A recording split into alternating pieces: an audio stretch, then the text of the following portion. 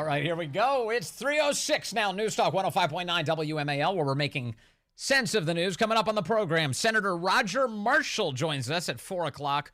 We talked to him about Mayorkas' big week on the Hill as the Senate buries the impeachment trial, yet Mayorkas shows up to get absolutely ripped today in the United States Senate. We've got details on that. Andy Biggs, the congressman, is here at 4:30 as Speaker Mike Johnson's job very much on the line right now. Lots of arguments taking place on the House floor. Andy Biggs will bring us the latest on that. John Eastman himself is here at 5 o'clock. Do not miss this. The Trump attorney will talk to us about all of the attacks on him for giving Donald Trump legal advice, including the decision by both USAA and Bank of America to close his accounts. John Eastman ahead at 5. And then at 5:30, Joe Simonson sorts through the latest Biden tall tale as he insists that his family was eaten by cannibals.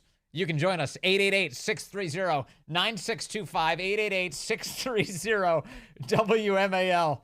Yeah, I have been laughing for the last 24 hours at this. I can't wait to talk to Joe about it.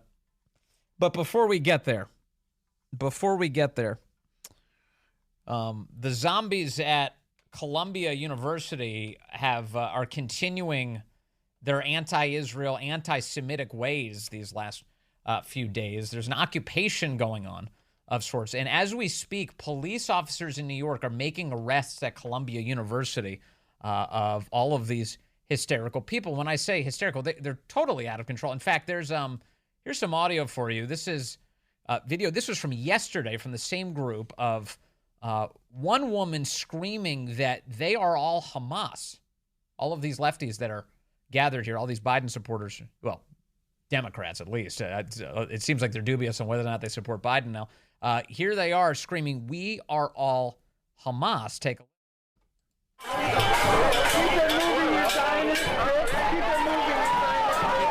You Zionist pig, she screams at someone holding an Israeli flag.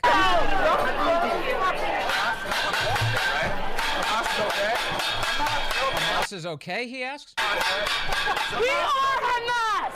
You're Hamas, wow. We are Hamas. You're Hamas? Wow, that's good to know. You're what? You're Hamas? Yes, we're all Hamas, pig! Yes, we're all Hamas, pig. Long live Hamas, they're screaming. Yes, we're all Hamas, pig! Long live Hamas!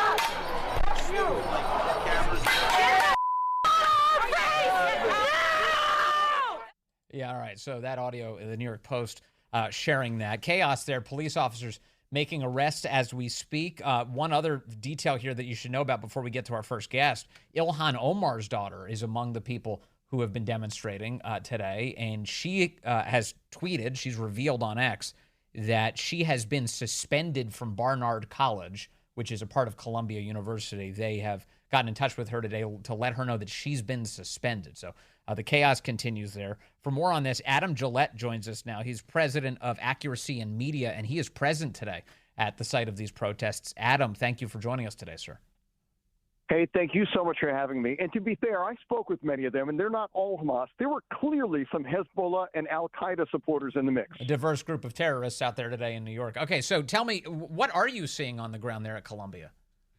Well, these are terrible, violent radicals, as one would expect. These are overprivileged children who've never faced consequences for their actions. And at least some of them did today as they were carted off in those prison buses. But they'll be back tomorrow with bragging rights for their friends. I imagine for many of them, this arrest will be a resume builder when they apply for grad school. When you have people chanting, "We are all Hamas, long live Hamas," this is not the realm of legitimate criticism of how Israel is using military aid. That's not what this is. It's straight up celebrating terror attacks. Yeah, that's exactly right. Our organization, Accuracy in Media, makes a specific difference or a specific point in that if you're merely pro-Palestine or anti-genocide, we're not going to work to hold you accountable. You know, that's fine. Those are reasonable positions. But if you're openly pro-terror, if you're openly pro-Hamas, if you're openly anti-Semitic, we're going to put a frown in your face. Yeah. And many of them deserve frowns on their faces. Well, do you get the sense that they even know what they're talking about, though? We've seen a number of people demonstrate over these past few months with things like Queers for Palestine, which is totally nonsensical. Do you get the sense that the people on the street there in Columbia are versed enough to even know the subject matter that they're discussing? That's a great question. And I think it's like any far left protest where you have the true believers, the crazy radicals, the hateful nut jobs, and then you have the useful idiots. Obviously the Queers for Palestine who would be thrown off of a roof if they tried to have Pride Month or drag queen story time in Gaza. Those people are useful idiots. They don't exactly understand what's going on. But then the other people we see, these are truly hateful, reprehensible individuals who view those other people as fools. I noticed that it seems like the energy at Columbia has only gotten more menacing after the Columbia University president testified before Congress yesterday and offered at least some tepid criticism of the anti-Semitism taking place on her campus. Are they angry at her for that? I think their anger is still basically at anybody who is either Jewish, Israeli, or pro-Jewish or pro-Israeli. Of the many students I spoke with today, none of them seem particularly mad with her. I wonder if it's because they realize, as you and I realize, that unlike their degrees, talk is cheap. She doesn't mean the things that she says. The only honest, accurate thing she said was that the largest amount of discipline they've given to these students is strongly worded letters.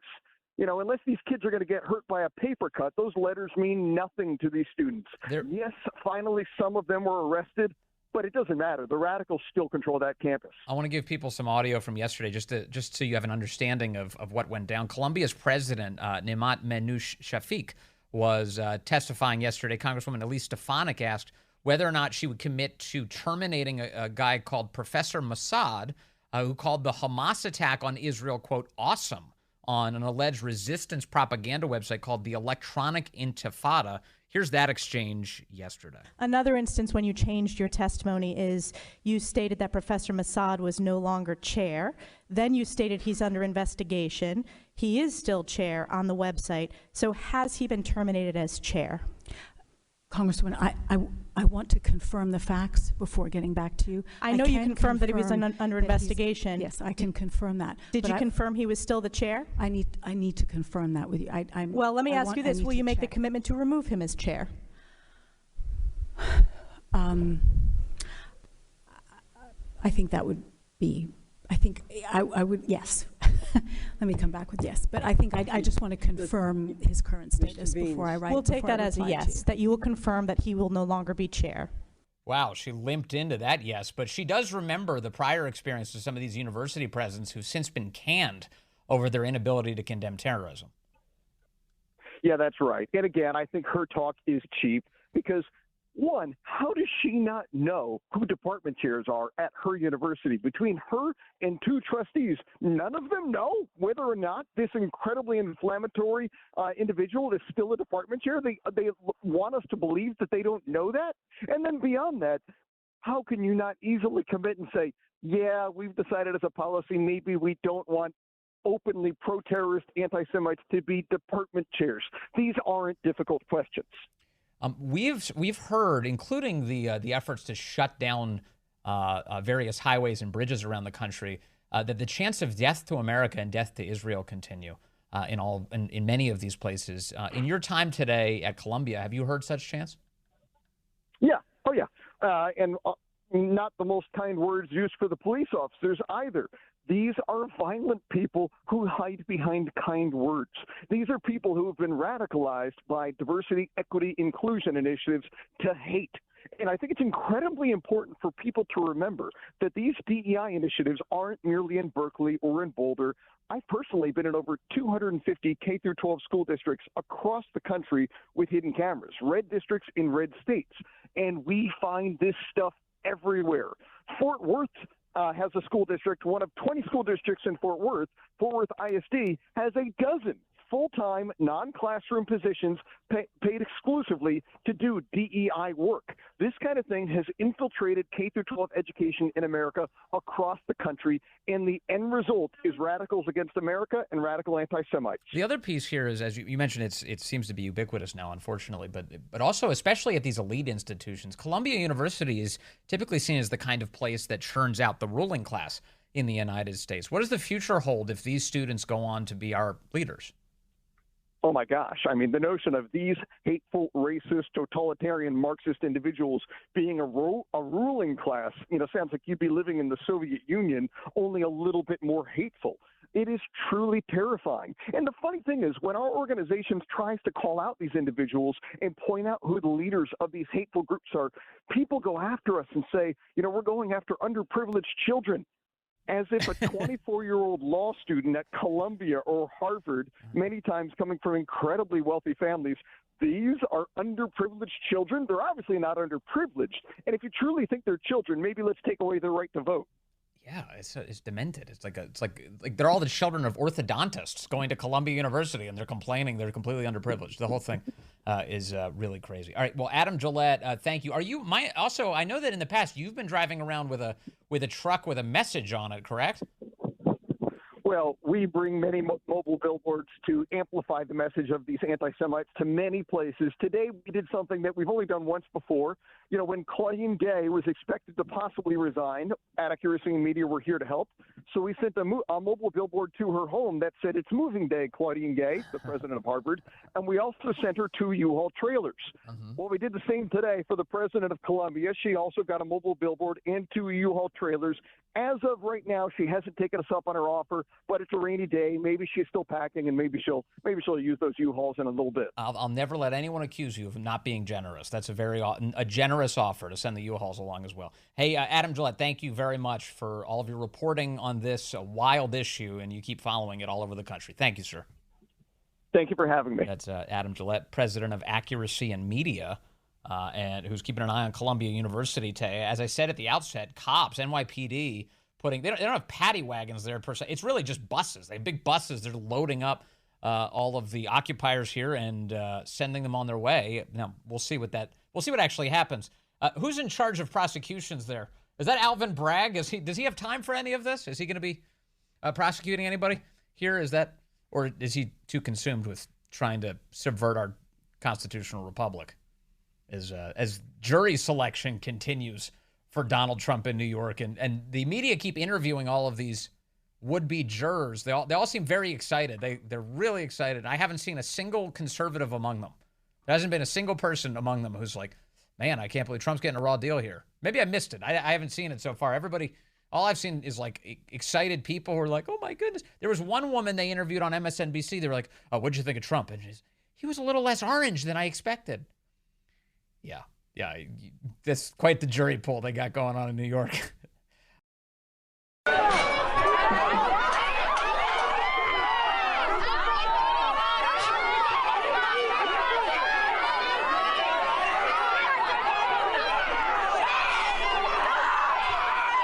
Everything's fine in America. Everything's totally fine. That's the sound from Columbia University. Cops taking away a pole from the loonies on the ground there. Who were the pole had a Palestinian and a trans flag on it. Morons. I don't know. If I had said 20 years ago, like, I just look at this. I'm like, I thought Columbia was supposed to be a good school. How you flying a Palestinian and a trans flag at the same time on a flagpole? How stupid are you? Bruce, Riverdale, line 1. Bruce, you're on the Vince Coglianese Show.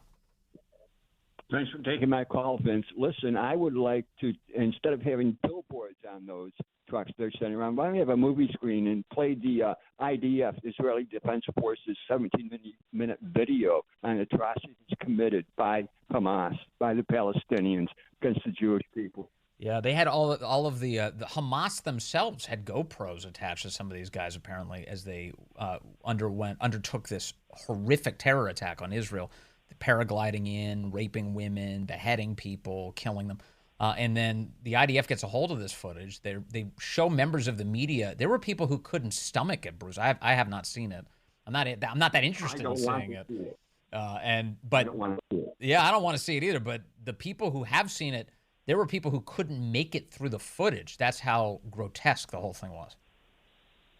I can really, yes. And that would be a good lesson. A trans flag and a Palestinian flag, they don't go together. They will never go together.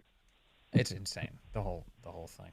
Thank you, Bruce. It's a good point. You're yeah. If they were actually trying to get an education, they might want to figure out what actually happened here. Let me take Dan in Reston on line 3. Dan, good afternoon. You're on the Vince Coglianese Show. Hey, Vince. How are you? Thanks for taking my call. Sure thing. Hey, last night last night on Jesse Waters, or it was on, I saw it on YouTube. He had a person on who helps attorneys formulate juries, and she's a body language expert. And she talked about two of the jury potential jury members who were potentially pro-Trump. Well, wouldn't you know, today both of those people, the oncology nurse and the Irish I think the individual from Ireland, are the two that they want to throw off the jury. Or one came out and said that she couldn't be impartial. What's the chance of that coincidence? In other words, it seems like pro-Trump jurors are being ejected from the jury. Is that what you're saying? Yes. Okay. And as they go through, I'm just thinking from yesterday, from the time I saw that on Jesse Waters, to today, when all the news is about these two journalists, and anything that MSNBC and CNN are talking positively about, you have to think the opposite's true. You know, there was I've seen some chatter about all of this today, in no small part due to one of my former colleagues and buddies, Andrew Kerr, over at the Washington Free Beacon. He Aaron Blake at the Washington Post was tweeting today that Jesse Waters' broadcast, as you point out, extensive biographical details about juror number 2 last night, including her neighborhood, occupation, education, marital and family status, what industry her fiance works in. Then they say the juror was now asked to be, the juror herself asked to be excused, saying people had asked her if she was a juror. And so the Washington Post is blaming Jesse Waters for this. Oh, he exposed information about her and it led people to identify her. But Andrew Kerr points out the Washington Post published the same information. All of it. All of the same biographical information. And then they deleted it. Right. And I saw that last night, and he did not present that information. He described her as an oncology nurse, and so there was he didn't provide any other details. Sure, and so did the Washington Post, for that matter. And yet they're blaming him. They're saying, oh, he imperiled this juror. What are you talking about? You published the same information and then deleted it ahead of your reporter making a ridiculous allegation. The whole thing is chaos. Dan, thank you. We got to keep our eyes open on this process. Although it seems to be hurtling forward. They may be done by the end of this week. They were expecting 2 weeks of jury selection. We could have a full-blown trial by next week. They're trying to lock Trump up in there, though. They want to keep him there for 2 months and off the campaign trail, because that's the point. Coming up, we got to get into Joe Biden's new tall tale about cannibalism, and Alejandro Mayorkas goes before Congress today, and they let him have it. Hey, good afternoon to you. It is 3:35 here, News Talk 105.9 WMAL, where we're making sense of the news. Coming up, Senator Roger Marshall's here at 4. Congressman Andy Biggs, 4:30. Former Trump attorney John Eastman under all-out assault by the left right now, 5 o'clock. And then Joe Simonson from the Washington Free Beacon at 5:30. We talk cannibalism with him.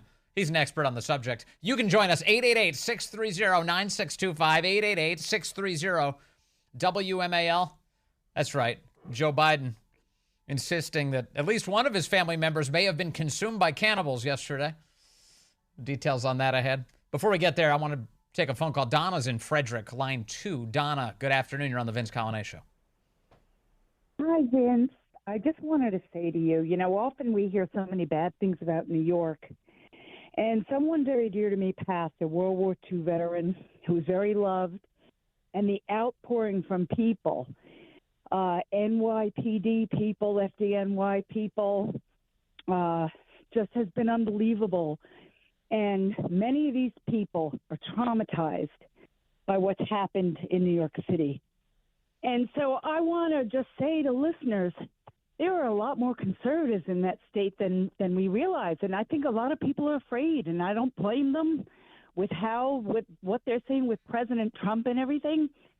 So I think what I want to say is just we have to have faith, and we have to have faith in ourselves. And just remember, we're still in America.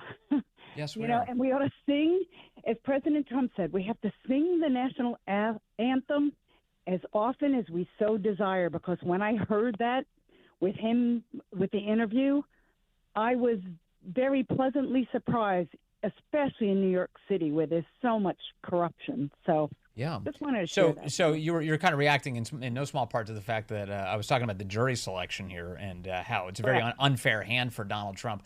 You're right. There are patriots in New York City and in the surrounding areas for sure.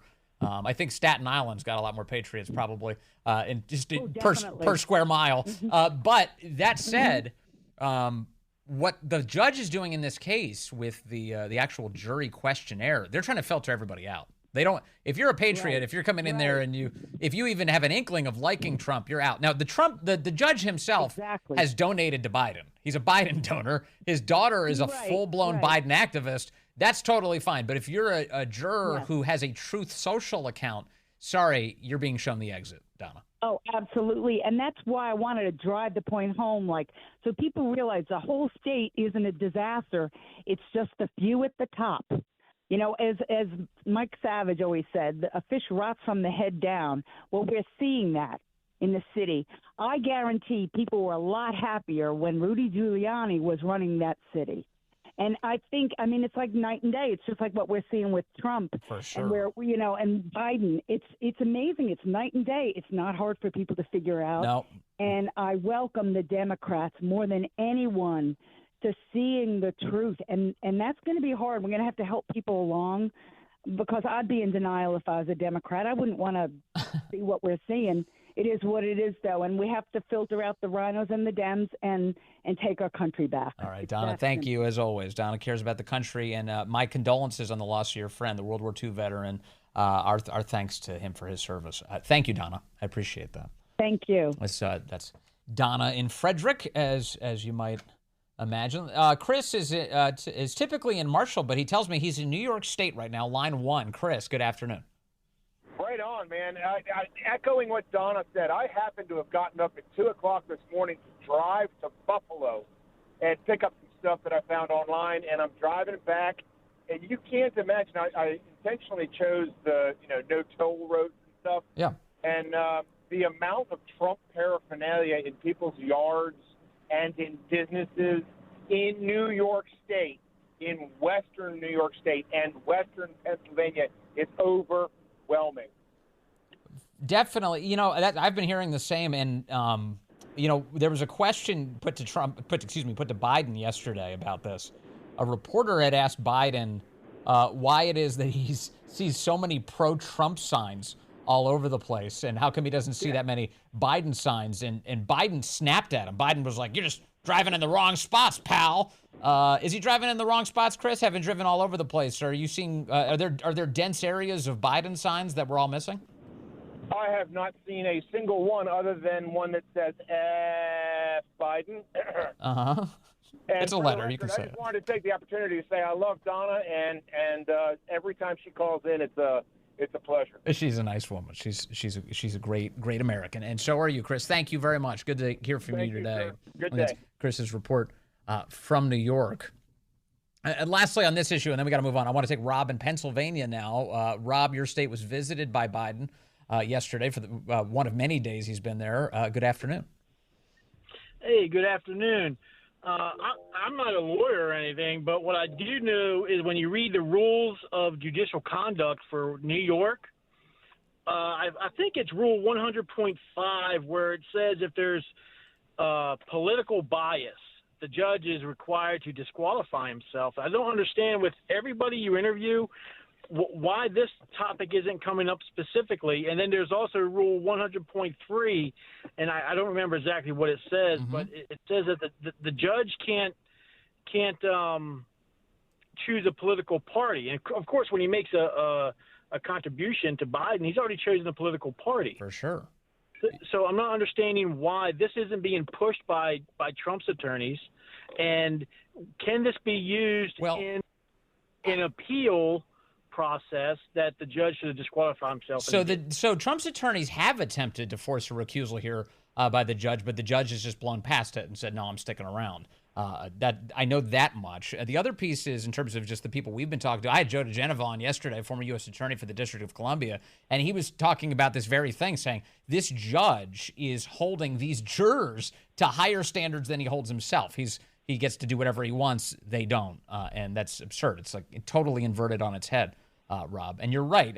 This is any reasonable measure of judicial conduct, and as you point out, a very specific section of judicial conduct in New York dictates that he shouldn't be watching this case at all. Right, and the other thing I'm confused about, so the judge ruled on himself.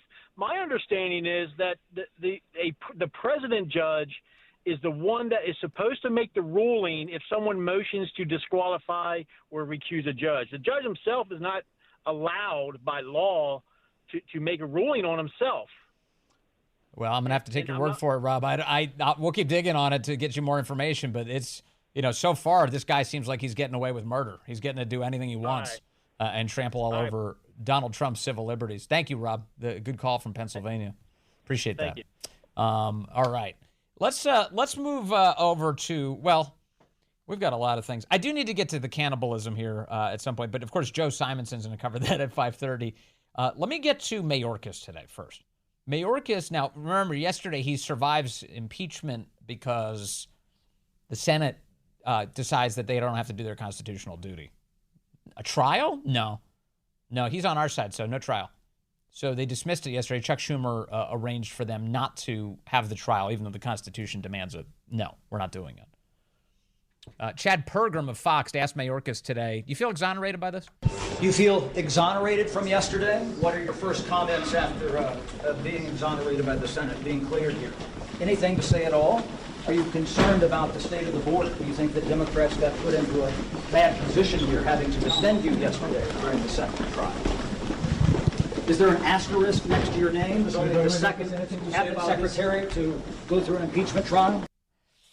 No answers. Mayorkas doesn't feel like he needs to. In fact, Mayorkas revealed today in a Senate hearing that he hasn't even read the articles of impeachment. They asked him, "You're familiar, right?" He's like, "No, Senator, I haven't read them." I mean, this is how brazen they are. He didn't even read his own articles of impeachment. He doesn't care. He knows he's going to get away with it. He knows. And then senators engaged him in a series of questions about why Americans are being murdered by the people he keeps releasing into the country. Rand Paul, let's listen to this. For what reason was the alleged killer of Laken Riley, Jose Ibarra, paroled and allowed to come into this country? Ranking Member Paul, first and foremost, all our hearts break for the family of Ms. Riley. Secondly, the perpetrator of this heinous criminal act needs to meet justice to the fullest extent of the law, and I will not comment on the particulars of the case because the matter is being prosecuted by authorities now. This isn't on the case of whether or not he murdered her. This is on the case of why you paroled him. Damn straight. Why was he paroled? My same answer, Ranking Member Paul. You're refusing to answer the question? I have provided my answer, Ranking Member Paul. You're refusing to give any specifics about Jose Ibarra? Yeah, and the guy's a scumbag. So here, Rand Paul says, look, I've got the paperwork. Why are we playing this stupid game? I've got paperwork from your agency. Well, I have the documentation, and the document says that the subject, the person accused of killing Laken Riley, was paroled due to detention capacity. It was full. So is detention capacity statutorily allowed to be used as a reasoning for parole? Allow me to assure you that individuals who pose a public safety threat or national security are our highest priority for detention. The reality, not just with respect to this administration, but every administration that precedes me, is that the number of encounters has exceeded the number of detention beds available. The question is it statutorily, legally allowed to use the excuse that our camp is full? He was paroled due to detention capacity. Is that allowed under the law? Ranking Member Paul, my prior answer stands. Which means you're not going to answer the question. Are you pleading the Fifth Amendment? No, Ranking Member Paul, I've answered the question. No, you haven't. The question is very specific. You have testified previously, and you have testified today, that there are two reasons you can be paroled: urgent humanitarian need or significant public benefit. That's not the reason listed. The reason listed is parole due to detention capacity. Is parole due to detention capacity a lawful reason for paroling someone? Ranking Member Paul, there are different bases for parole. I am not a legal expert. Oh, my goodness. So the answer, we all know what the answer is. The reason Rand's asking it, it's not the law. It's not the law. In fact, he's just making it up as he goes along. Yet another reason he should be impeached. Who was impeached, convicted. Josh Hawley takes over questioning, and he just starts ripping flesh off of Mayorkas.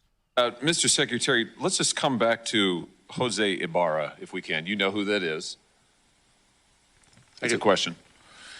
You know what he did? I know what he's accused of doing. Which is? Murdering a young woman. And that wasn't the first crime that he committed in this country, was it? Senator, as I've articulated previously, I'm not going to speak about the facts of the case because there is an ongoing criminal investigation. Have you read his parole file?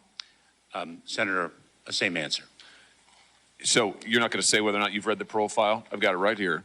Have you read this?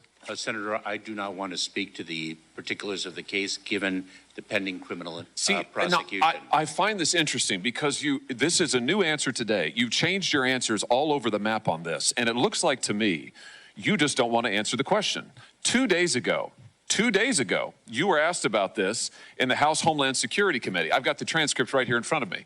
You were asked the same question. Jose Ibarra, why was he paroled? You said, I don't know. You said, I don't know. I don't have the case details with me today. Congressman Bishop says, you don't know? And you said, I don't know. I don't have the details with respect to that individual's case, but I would be pleased to provide them to you, Congressman. You didn't know 2 days ago. Now, interestingly, on April the 10th, 6 days before that, you gave Senator Katie Britt a different answer. She asked you the same question. She said, why was Jose Ibarra paroled into the United States? You said, and I quote, Ranking Member Britt, there was no derogatory information of which we were aware. So you were happy to comment on the case then on April the 10th. By April the 16th, you had developed amnesia, and today you say you just won't comment. So which is it, Mr. Secretary? Now that we have the file, I'll tell you what the difference is. Congressman Bishop didn't have the parole file, and Senator Britt didn't have the parole file, and now we do have the parole file. And now we all know that the reason he was paroled into this country was because lack of detention capacity, which, as you and I both know, is not a valid reason under the statute. And now that we know that for sure, this is right out of the parole file. Here it is. Subject was paroled due to detention capacity at the Central Processing Center in El Paso, Texas. Now, suddenly, you don't want to talk about it. This is extraordinary. It's also a pattern with you. So, let me just try one more time. Have you read the parole file? Senator, I'm going to give the same answer, and let me say it. Well, which one? Are you going to give me the answer you gave to Senator Britt? Are you going to give the answer you gave to Congressman Bishop, or the answer you gave to Senator Paul, or do you want to try a fourth one? Senator, I will not speak to the particulars of the case given the pending criminal prosecution. Yeah, well, I'm sure. Well, you certainly, of course you don't want to, because it is an absolutely damning indictment of your policies. Also, he lied to Congress. The fact pattern that Josh Hawley just laid out is that he had answers about why they paroled her killer into the country in the first place. We didn't have derogatory information on him, he claimed. And then days later, he says, I don't know the answer. We'll have to pull the file. I can share it with you, Congressman Bishop. Then 2 days later, he's now saying, I can't talk about it because there's an ongoing investigation, which, by the way, was ongoing 10 days prior when he was talking about not finding derogatory information. So he's all over the place. And this is CYA. They know that they've been caught red-handed. That's what Mayorkas knows. This is his fault. She's dead because of him. That's what happened. And so he's trying to duck that entire thing, not answering questions about the parole process. It has nothing to do with the murder specifically, the Jose Ibarra's murder of Laken Riley. That's the investigation that's ongoing, that criminal investigation. The predicate is, how did he get in the country? It's not relevant to the criminal investigation of the murder. It is relevant to Mayorkas' job. So, of course, he tries to hide. Josh Hawley was right to rip into him. We'll be talking to Senator Roger Marshall here in just a few minutes about everything going on with Mayorkas, including the Senate's decision yesterday not to fulfill its constitutional obligations. Well, coming up here in a moment, we'll have Senator Roger Marshall on with us. He was questioning Mayorkas today. Real quick, Angela's in Montclair, line 1. Angela, good afternoon. Good afternoon. Can you hear me? Yeah, I hear you great, Angela. What's on your mind? Well, I just want to say that Joe DeGeneva, when you had him on yesterday, whenever he said that Trump is a gangster, he's absolutely 100% right. That was a gangster move to go to Atlanta to that Chick-fil-A in one of the toughest communities in Atlanta, to show up in Harlem. He's a gangster. Everyone knows he's a gangster. In fact, on YouTube, there's a video, Gangster Paradise, and all they have are, different footage of President Trump. He's a straight-up gangster. He's going to win because he has that gangster mentality. He is a gangster. That's why they hate him. That's why they can't beat him. How about it? So you agree here with Joe DeGeneva's assessment. He made that yesterday. If you missed that assessment, check out the podcast, The Vince Coglianese Show, always available. And, yeah, he definitely goes places other politicians don't. That's kind of a Trump feature. Maybe that's why he won in the first place. Coming up, Senator Roger Marshall, just moments away.